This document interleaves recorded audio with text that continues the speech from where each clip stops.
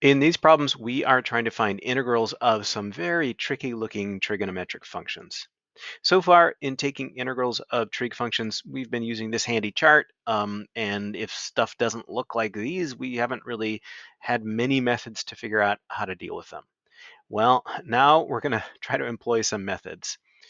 We're going to be applying trigonometric identities to try to make these things a little simpler and hopefully things that'll appear on this handy chart of antiderivatives so that we can take the integrals of these trig functions.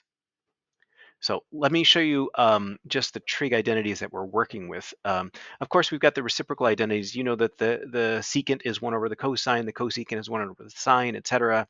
The Pythagorean identities, these will come up fairly often in these problems. Sine squared x plus cosine x equals 1. That's an important one. There are others. Then we have the double angle, the sum and difference, and we also have the power reducing identities. These may come up in this situation. Another thing to look out for, and they've given you this little hint in the explanation to these problems, is that if you have the cosine of 2x, um, the antiderivative of that is going to be 1 over 2 sine 2x. So they're saying the antiderivative of cosine of any number times x is 1 over that number times the sine of that number times x. And they've got another one down here for antiderivative of sine of some number times x. So this is kind of the list of ingredients, and we're going to try to make them work so that we can get these things into a form that looks like something we can take the antiderivative of. Let's look at this first one. We've got the integral of 11 minus 11 sine squared theta over cosine theta. And I think the first thing I'd recommend doing here is just factoring out an 11. So I'm going to rewrite this as 11 times 1 minus sine squared theta over cosine theta. Now, the reason I did that is because I recognize this as a Pythagorean identity. And you don't see 1 minus a sine squared here, but if we subtracted sine squared from both sides, we'd have cosine squared equals 1 minus sine squared. So keep your eye out for different algebraic combinations of these identities as well. So what this means is that this becomes cosine squared of theta, which is pretty nice because we're going to have a cosine cancel. This 11 can also just come right out front. So I can rewrite this as 11 times just cosine theta d theta. Now that is on our chart of antiderivatives. The antiderivative of the cosine is the sine. So the answer here is just going to be 11, still going to keep that 11 there, times the sine of theta plus big C, because this is an indefinite integral, so we need the arbitrary constant. Okay, so that one, not super hard, I would argue. Let's try something else.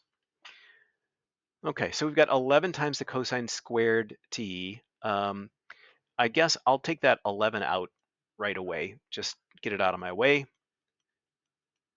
And then for this one, I think what we have to do is we have to use one of the power reducing identities. There's nothing else that just really relates to cosine squared on this. I suppose it would be 1 minus sine squared, but I don't think that's going to help us at all. So I'm going to try the power reducing identity here. So this one, 1 plus the cosine of 2x over 2. So this is going to be 11 times the integral of 1 plus the cosine of 2x over 2. Okay, now what do I do with this? First of all, I'm going to separate the fraction. So we're going to call this 11 times the integral of 1/2. Now that I know how to take the antiderivative of. And this cosine 2x over 2, I'm going to write as 1/2 times the cosine of 2x. Because a minute ago, I said we had an antiderivative for the cosine of 2x. The antiderivative of cosine of anything times x is 1 over that thing times the sine of that thing times x. So the cosine of 2x is going to be, well, let me write the whole thing now. This should be a plus in here. So 11, and we've got 1/2, and Oh, well, actually, let's take the antiderivative while we're at it, because that's what we're about to do with the cosine of 2x. So I've got my 11 out here, and then the antiderivative of 1/2 is going to be 1/2. Actually, we're in t, aren't we? I wrote x here. Let me put it back in t. 1/2 t. That's to the first power, so the 1/2 stays there. And then we're going to have plus, now the antiderivative here is going to be 1 over a. So I've already got a 1/2 here, and I'm going to have 1 over 2 again. That's our 1 over a sine ax, or 2x in this case. So just multiplying the fractions together, we get 11 times 1/2 t plus 1/4 sine 2x, and then plus big C. And I guess you could multiply the 11 back through if you wanted to, but I think that's an acceptable answer as it is. Okay, that one was a little bit trickier. Let's try one more here.